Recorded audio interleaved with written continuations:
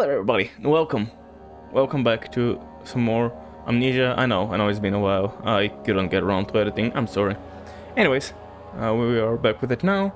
As usual, I have to give the heads up that this is the last part of the first stream, and this particular first stream I wasn't recording. I was just streaming it, and therefore, in order to edit it, I needed to download the VOD from Twitch, which means that 1, the quality is worse, and 2, I cannot separate the sounds from the desktop audio and my mic's audio, so like mute one or whatever. So yeah, but for the next one the quality should be much better. And without any further ado, let's dive into the video. Kinda missing your body there. Let me guess, refresh myself. If that didn't, yeah, I was like, if that didn't fix my sanity completely, I don't know what will.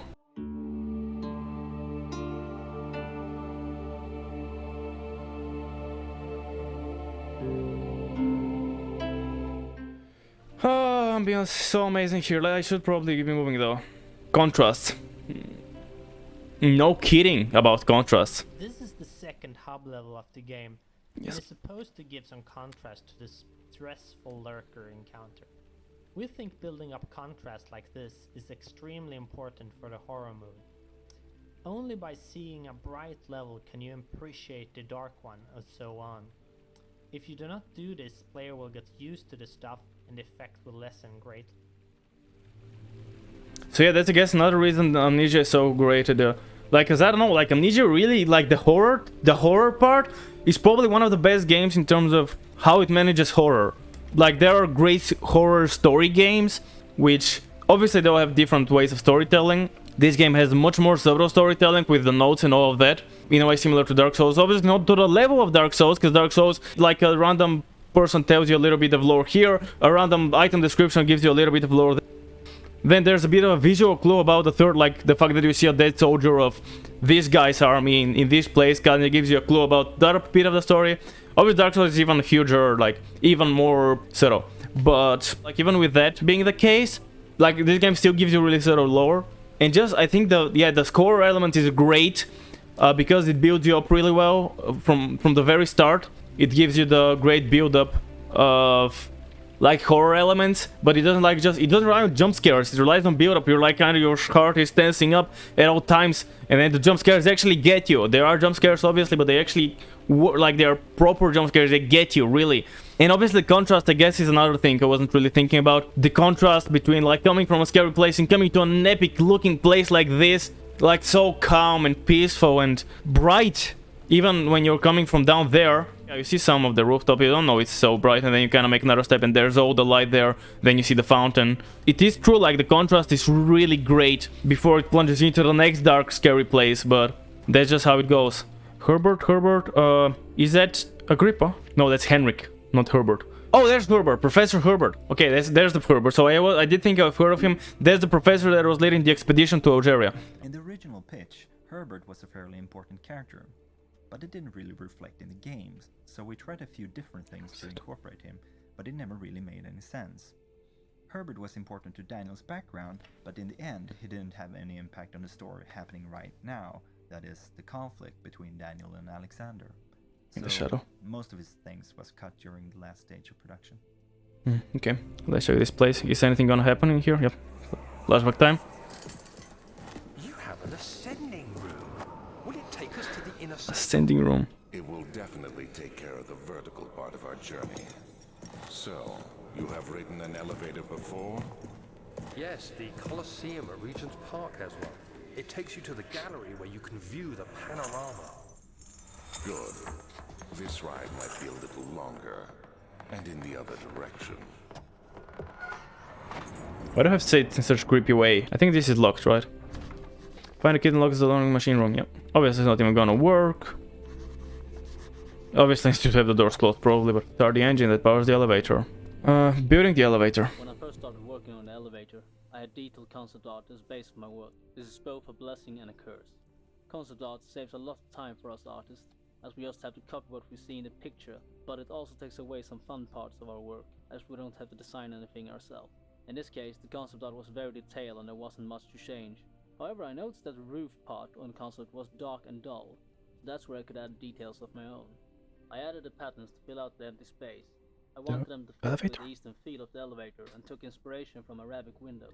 In the end, it's not a very big addition, but it adds to the overall impression of the elevator as something exotic that doesn't really fit in with the blue-gray stones of Brandenburg. Okay, so that's actually supposed to like not fit in, right? Because obviously it's like a German castle, and in there there's an Arabic elevator, which even elevators aren't really a thing at the time, right? Like this early 19th century, I don't know when elevators came by, honestly, but I'm pretty sure they weren't really popular back then. Herbert's trunk was wrapped in rope. The lock had been broken by thieves, he assumed. He wondered if anything had been left considering all the hands it had passed. Stefano. Is that our first Stefano that we're seeing? I jump scared myself. I didn't expect it to break so easily, that's kind of the reason. To my most trusted student and friend, Johann Weiner. Doesn't say anything like in terms of who. Maybe it's Herbert, I don't know. The most remarkable thing happened as I was traveling through the Prussian woods this summer. I finally found one of the orbs I've been looking for the last 20 odd years. It is as inexplicable as the heliodromes described in the Hortus Conclusus. Yeah, that thing. It was as it was thought about. An underground Mithraic. Half of those words don't mean anything to me, and then the other half make no sense because they are written in a weird way, and then the entire thing is just a mess. Mithraic temple crowned with the unearthly artifact. The orb was big enough to fill my cupped hands, both of them I guess, and the texture was smooth and jagged. Its color washed while rich. Interesting. Contrast is not enough to describe its nature. It was an impossibility, an artificial paradox captured within stone. Yeah, that's I guess what we're talking about, it changing shapes and all. So yeah, okay, I like what Daniel was saying in his diary. I was staying in a nearby village called Alstad, investigating one of the... Oh, that's... is that the Prussian woods or the ones next to me, correct? Or the next to the castle, so yeah. So I was staying in the village, investigating one of the antiquated trails, when I finally found the cavern. I went inside and suddenly I could verify the truth of these enigmatic artifacts. They were real. As you can understand, this is the most important discovery of my life, but it has also become my greatest fear. As I entered the underground chamber, I could feel that I was trespassing. Because of my curiosity, I did my best to fight these instincts and fetched the orb from its place. I scrambled out of the chamber and into the woods. I could sense something was following me. It bayed loudly as it closed in. The beast, this guardian of the orb, was relentless in its pursuit. I made my way to a nearby ravine where I stumbled upon some men fishing in the lake. I tried to warn them as I passed, but fortunately they remained as I continued my escape. When I heard a cry of pain echo through the valley, I felt such a tremendous sense of relief, thinking I would be spared. Suddenly, a blue shimmering light engulfed me, and the colors of the forest were washed away before my eyes. I kept running through the bleak surroundings. The trees had turned charcoal black with leaves of cinder. The ground covered in murky water. I pressed on through the drenched land as glowing ember gave way to the rising wind and rained on me. I could hear pleading screams in the distance, and I joined in as pain and fear overtook me. I fell to the ground grasping for air. This certainly must sound strange, but I had been carried miles away across the Alps to a grassy field outside Genoa. No idea where that is.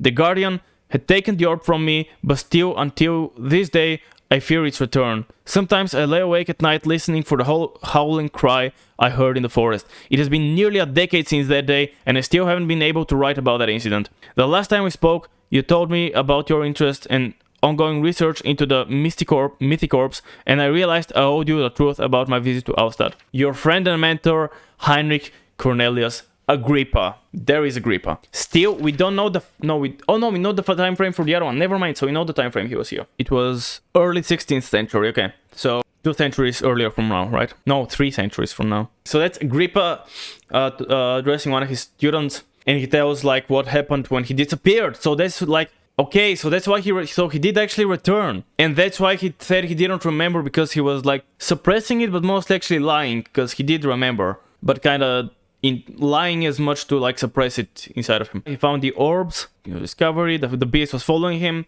and then the monster killed the fisherman, and then he got teleported away somehow, and then he came home and was fine. But then this letter, which supposedly he wrote when he was home, is for some reason here. It probably did not reach Johann Weyer.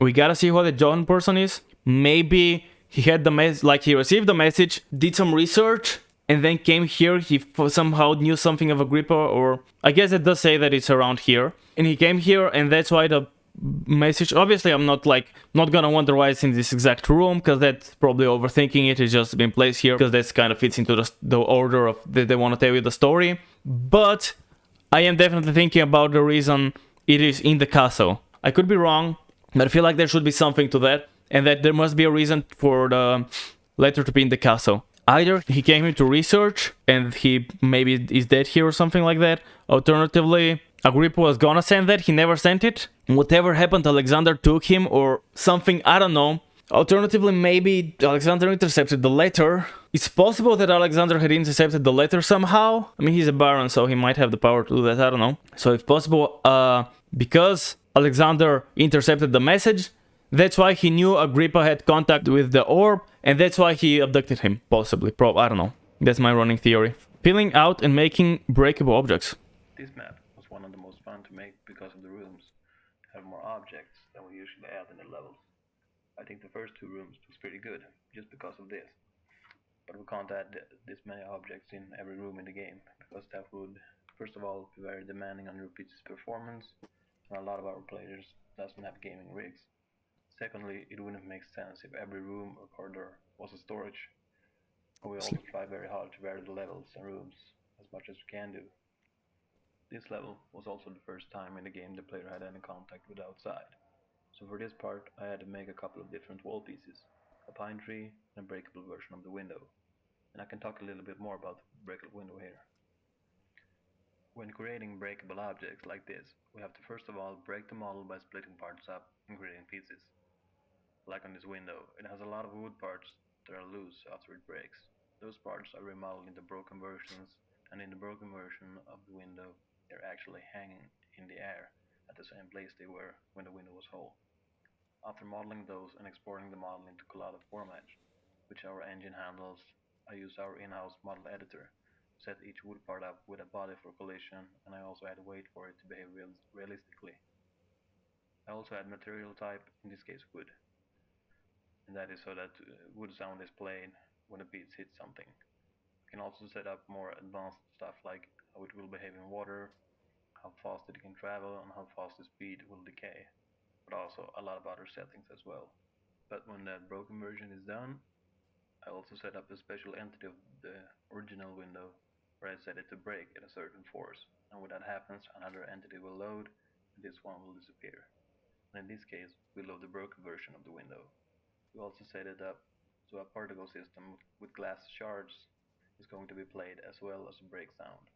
And as soon as you break that window and all that is happening, and since you probably threw something at the window, the force of that object will make the wood pieces slide, not fall straight to the ground as they would otherwise. That is pretty much how we do it with most breakable entities. But of course, creating a particle system and sounds for this is needed too. And in this level you can also see a lot of props that I made earlier before we started making maps. This is objects like shelves, tables, chairs, paintings, etc. But of course I didn't make all the objects in this level. It's cool because those give you a bunch of different stuff. Like some of them give you like actual ways to make the, like for example the contrast, tell you the story of it, like why is that good to do. Others tell, like this one, tell you the mechanical, like not the mechanical but the program side of things, like how do they program it. And then there's also story ones, like they tell you, for example, how the guy gave the voice actors the wrong name, and that's how it changes, like a story, for example. So it's cool how they're very different. Now the window, I'm not sure, did he say like when you throw an object, does it like work as if it passes through it? I gotta check if I throw an object, is it gonna like bounce off? I guess let's go in this room. I remember this room with the dead animals. I think there's a flashback point here. Let's see what you have to offer. Yeah. This guy's about to get a lot of dislikes on the internet, because internet people really hate killing animals. I should have sharpened the saw, but I can sense it. It's definitely there. What is? No idea what is he looking for in the spine. I know there's a note there, by the way. Hear the dog's whimpering and dying. He was killed the rabbit by... He killed it like kind of down interesting. Oh, there's a sparrow here or whatever, a bird thing. I don't know why they had to break that. There's a dog head. There's another dog there. Another, it's not a sparrow. It's a. Oh no, the other thing was a different bird. That's just a pigeon. I think that's a different bird, is it? It might be the same. I don't know. Like he's experimenting on Joe. Understanding balance. Milestones of human anatomy. Chambers of the human skull. Understanding locomotion. I wonder, is that in a way showing the transition, how he first tried with animals, but they weren't sufficient enough? I think the note is gonna say something of the sort as well. And then he started humans. Is that like even the things are hinting that? Like here are the dogs and then... Shovel, what the hell? What the hell, Spoon?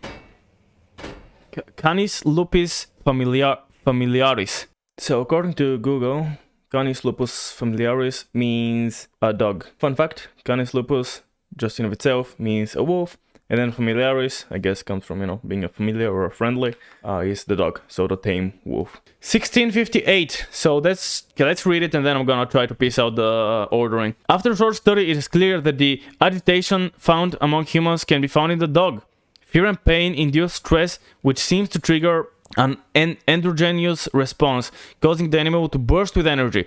I believe that a catalyst is produced in the brain. It is difficult to determine exactly where and what it is, but I can sense it. It reeks of cosmic genesis. There is an inherent problem in harvesting this energy, since the creature is bound to die from the exercise. I must refine this process of torture to enable any real work to be done. More experiments must be performed, but it seems that only human beings are able to produce the amounts necessary. It might be their ability to appreciate the severity of the process that ultimately augments their experience of terror. Yeah, I mean, we kind of knew that, like, exactly as I was guessing. He tried with animals, they weren't good enough, and that's it. But timing, I want to see the times. So clearly he was experimenting in the middle of the 17th century. That definitely is after the Agrippa stuff. And then here he found that he needed humans. I don't think we got any timeline on any of Wilhelm's things, though, unfortunately. So I don't know when did that happen, but probably at some point after. Anatomy Frontiers, 1658. Further disappointed, the antiquarian's last findings yielded nothing. I'm still unable to grasp the inner workings of life and its relation to power I sense within it. I shall pursue more books on the subject, but I suspect it will be in vain. Since no research has been made on my particular interest, I must attempt to fill that void myself. Clearly humans emulate more of the energy I seek, but I hope animals will suffice, as they would provide less of a hassle to acquire. So for the time being, he was preferring to use animals. So I guess that's the first time we really find out he started using humans. No, not really. Actually, we know that from Wilhelm. So I don't know. Whatever. Let's try throwing that. So it did bounce off. There clearly was the thing he was talking about, how they didn't just shatter and break, they had the impact of being forced backwards. I think that's what he was talking about at one point. Oh, you can see the... I don't think we see an actual tree fall, do we? But we hear it cracking and falling. Okay, let's see...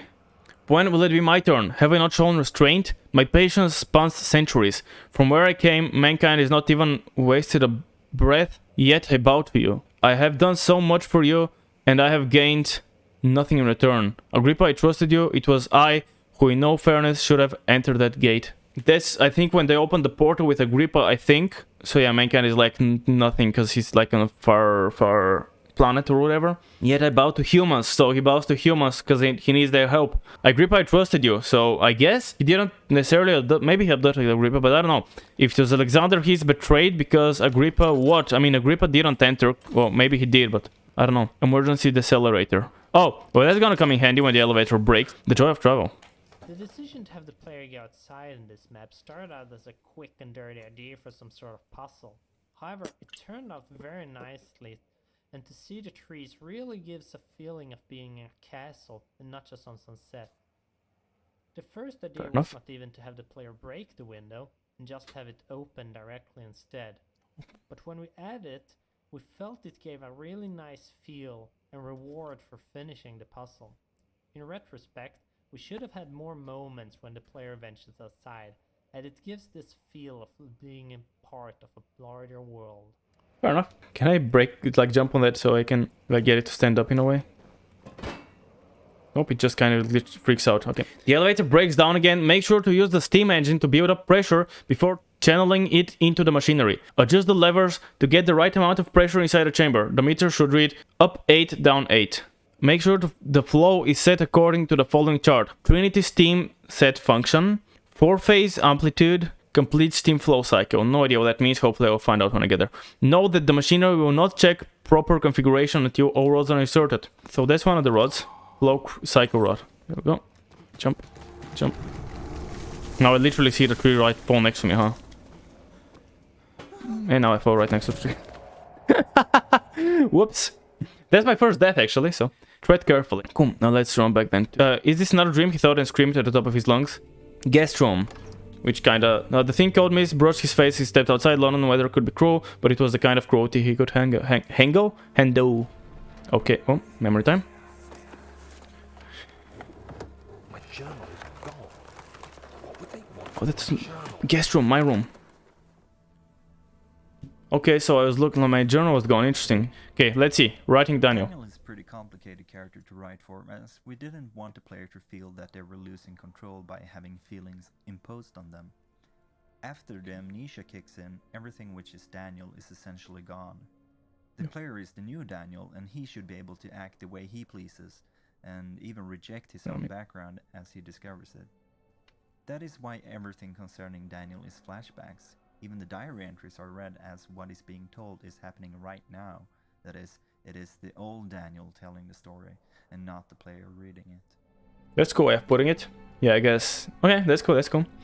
Connections? In this room, everything is connected to destruction and home. This was Daniel's home as Alexander's guest, and the diary entries are about Daniel being home in London and things falling apart. These sort of connections are not something that we want the player to get, but rather it should end up in the subconscious and work toward building the mood. Also worth noting is this focus, as explained in the commentary of Wine Cellar, where we want the player's attention on a certain aspect.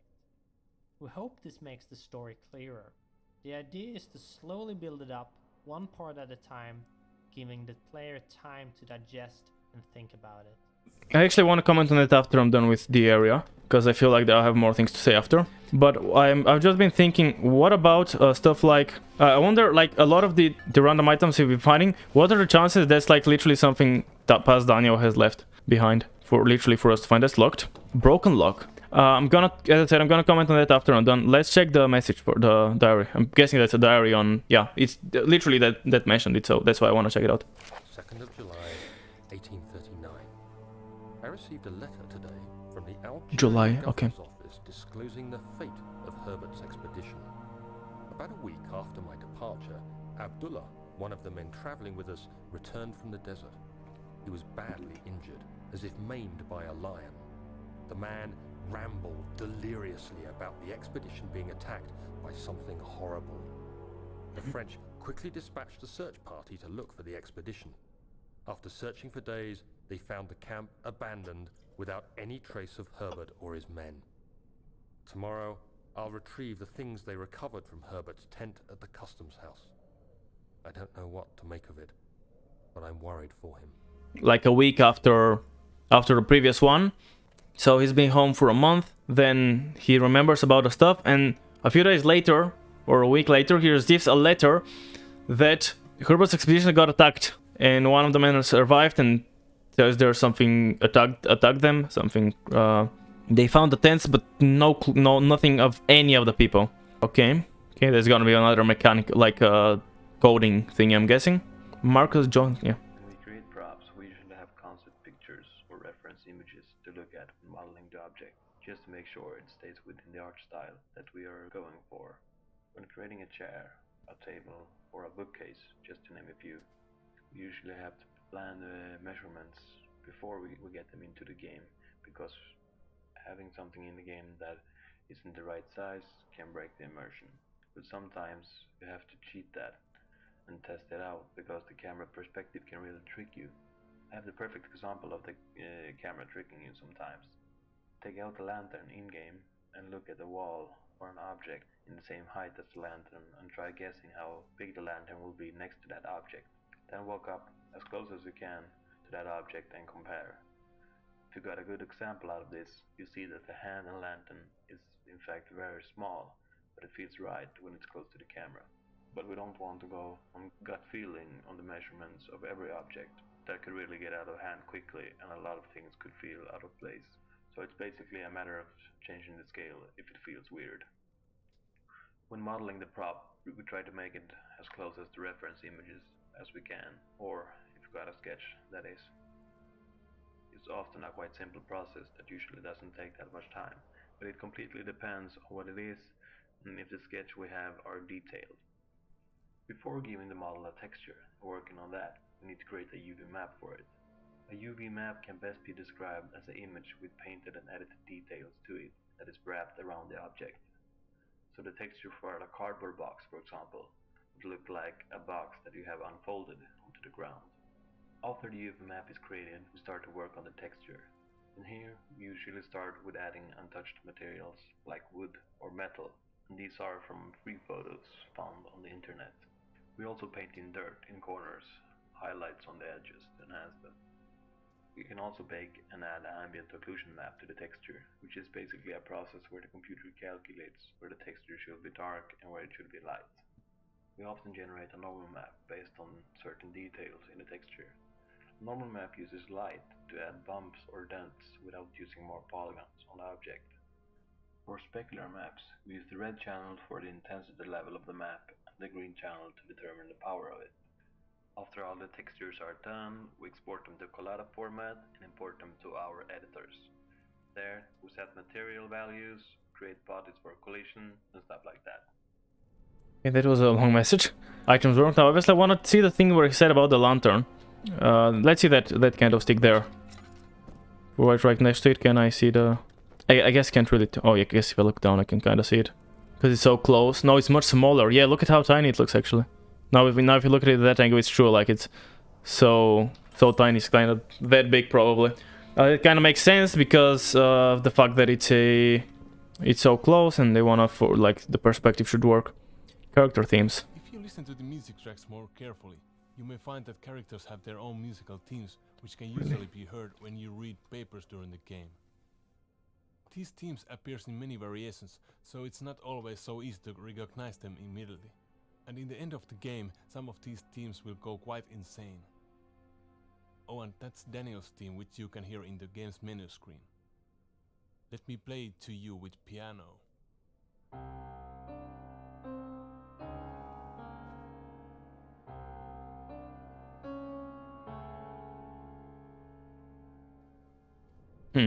Okay, that's cool that I hadn't noticed at all that different characters have different theme musics. That's for sure.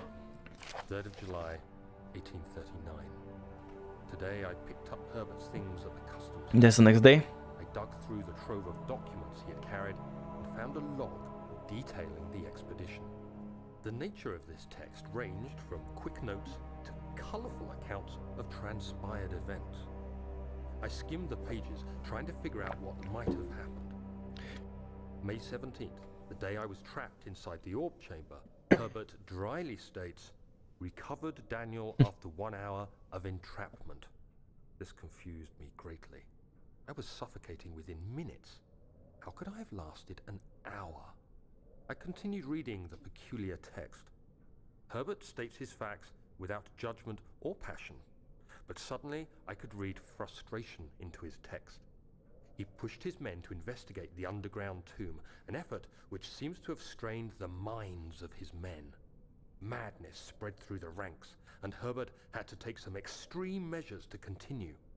He finally visits the chamber himself, where he retrieves the orb to the surface. His account confuses me greatly.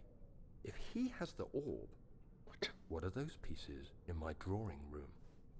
So yeah, that's still confusing as shit. Okay, so here he gets the fact that like everyone died, and the next day he gets the everything he has. Now there are documents and shit, but obviously the important bit is the log. See, that's the thing that he didn't know it was an hour, which, I mean, we knew he was transported somewhere or something like that, so different time could have passed when he passed out. That's, yeah, okay, I don't think that really gives us much. But after that, first of all, that's interesting because clearly it affects his mind in a way. From without judgment or passion, all of a sudden he was like frustrated. He was pushing his men to retrieve the orb to the surface. And that's obviously, as we also know, and also Daniel confirms, it confuses us greatly, because you have pieces of the orb, like you grab the orb, it shattered. How did he retrieve the orb? And he doesn't even say that he has retrieved pieces of the orb, he retrieved the orb. So clearly it's not like some pieces you are lacking. So that's still confusing. So it was around this point that I realized there's no way I can even remotely fit all the thingies on the timeline. So we'll have to figure out something better. But it's a problem for the next episode, because for this one we do have the space. So something I didn't actually know at the time I was recording this was that if you interact with the bed, that triggers a short flashback scene.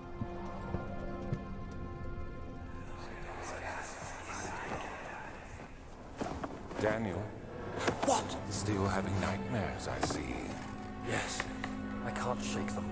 They come every night. We'll put a stop to them. You'll see. And big thanks to Shadow Rose for allowing me to use their clip. Make sure to check them out. They play a huge variety of games, so I'm sure you'll find something you like there. Link is of course in the description. Now we will find about Daniel's nightmares and Alexander's involvement in helping him stop them in a later video in a diary. So this flashback doesn't really tell us anything we didn't know, but I mean it's always a cool addition. Up. The key. Please, let it be here. So there's something about a key. I think it's behind one of the paintings somewhere. This one probably. That's a tip. Okay, last piece of that first. 4th of July, 1839. Next day. The orb is assembled. I was awakened by an exhausting nightmare. Shaking and sweating, I retired to the drawing room with a cup of tea. The relic pieces lay spread across the table as I'd left them, but somehow I knew how it was supposed to be. I fetched the tar, which I had prepared to fix the pieces together, and without fault I joined them, producing the orb I remembered so clearly. The tar proved unnecessary. It was pushed out from the joining pieces as they merged on their own, with no adhesive. The ancient stone relic now rests on my table. Its immaculate surface and perfect shape could have been molded by a factory. This is all too strange. Interesting. Let's grab the key here. Oh, thank God, there it is. I guess it is a good place to hide it then. There we go, hidden. Now you had to come and break my door, did you? You asshole. Yeah, so here he gets the letter. That they've all died from something. Then next day, the stuff is delivered, which seems incredibly fast. That they didn't come with the letter, but they came one day difference. That seems weird. Anyways, whatever. I feel like they could have figured that better, but whatever. And here we find out a few interesting things about there was a second door somehow. All of a sudden, Daniel wakes up and from the night and he realizes how he's supposed to do all that. To mend it together, how to mend the orb, which immaculate surface is perfect, like it's such a perfect shape that it's not been made by a human, but again, we kind of knew that already. It must be connected somehow, the fact that he got that. I feel like these two events have to be connected in some way. The fact that he got the information that the orb wasn't full, the very same night he woke up with a revelation. Oh, that's the name of the thingy. He woke up with a revelation that you're supposed to make them like slap, slap, slap, slap, slap, bam, done. Slap, slap, slap, slap, slap, bam, done. Slap, slap, slap, slap, slap, bam, done. Slap, slap, slap, slap, slap, bam, done. And yeah, that's like the connections thingy. That's also cool, the way all the diaries are from when he was home. And it's also his home in this guest room, because it was like the place he lived in when he was in the castle. And then everything here is destroyed, which at first I thought he destroyed it when he was looking for the stuff, but it makes more sense that he came here and it was all destroyed. And they did take his diary, but they did not find the key for the machine room. That begs another question though. Actually, let's talk about a connection first, then I'm gonna go to the other question. They mentioned it here, how everything is kind of falling apart, which is, I don't know how much it's falling apart, it's a revelation, it's like he's figuring shit out. But I can still kind of see the significance of stuff being broken in a way, yeah, sure, broken. And it's both his kind of homes and home, and then it's both about stuff falling apart, and yeah, you wouldn't get that connection if it's not pointed out to you. So it's not like you will actually know that, but on some conscious level, supposedly, you should notice that and be like, oh shit, that's really a thing, huh? And then I want to talk about something. I don't know, why did he steal the machine room key? That's what I'm worried about. He stole it and he hid it somewhere. And it's clearly something they were looking for. And that's why they broke up everything. So at what point does that happen? Is it like after he harbors suspicions? And then he steals the key? Maybe when he was actually backing up to drink the potion? I guess he had a free range of the castle for some time, which I thought was ages, but it clearly isn't, because again, notes. So that's a month and a half prior, and he hasn't even made any contact with Alexander or anything of the sort. That's a month and a half. So clearly he hadn't been in the castle for too long before he started harboring suspicions, and then he, you know, did the stuff and drank the amnesia potion. Stuff is kind of interconnected here because it's a game, but was there like a skips to kind of go from one place to the other safely? Was he kind of going back and forth from here, from his room to the other place where he was torturing, where it's like end game, and maybe back to some other areas? Was he like going around freely throughout the time, or was there more to it? I cannot entirely grasp the timeline of this place. When did he start harboring suspicions? And then when did he steal the key to then hide it here? Then after he stole it and hid it, someone came to his room to look for it, and then Daniel came to his room again after that for some other reason. Like, obviously he didn't just randomly steal it when he was chilling here. It must have been after he started harboring suspicions, which again is kind of... I don't really follow the timeline here. What exactly happened how? Yeah, I'm kind of struggling to get the entire story here.